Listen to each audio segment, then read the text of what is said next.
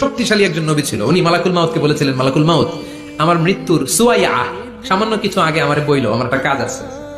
মালাকুল মাউত মৃত্যুর কিছু সময় আগে এসে বলল, সুলাইমান টাইম ইজ আপ, সময় শেষ, অল্প কিছু সময় বাকি, কি করবেন করেন। সাইয়েদনা সুলাইমান জিনদেরকে ডাকলো, ও জিনেরা, বিশাল একটা প্রজেক্ট আছে, প্রজেক্টে কাজ শুরু করো।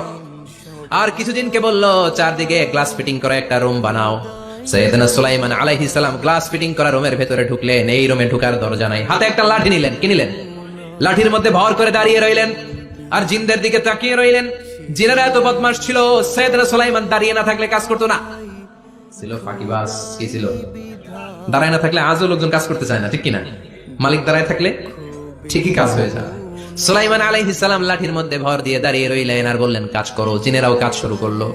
ওদিকে মালাকুল মাউত এসে বলো, সুলাইমান সময় তো শেষ। সুলাইমান বলে, সমস্যা নাই, রূহ কবজ করো। উনি লাঠির মধ্যে ভর দিয়ে দাঁড়িয়ে রইলেন।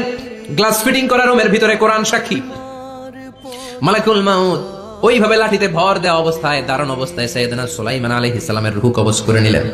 উনি এমন ভাবে দাঁড়িয়েছেন, রূহ চলে গেল, লাশ হয়ে দাঁড়িয়ে রইলেন। লাঠির মধ্যে দাঁড়িয়ে আছেন, জমিনের মধ্যে লুটিয়ে পড়ে নাই। সুবহানাল্লাহ। জিনগুলো দূর থেকে ভাবলো, বস তো দাঁড়ায় আছে। কে দাঁড়ায় আছে?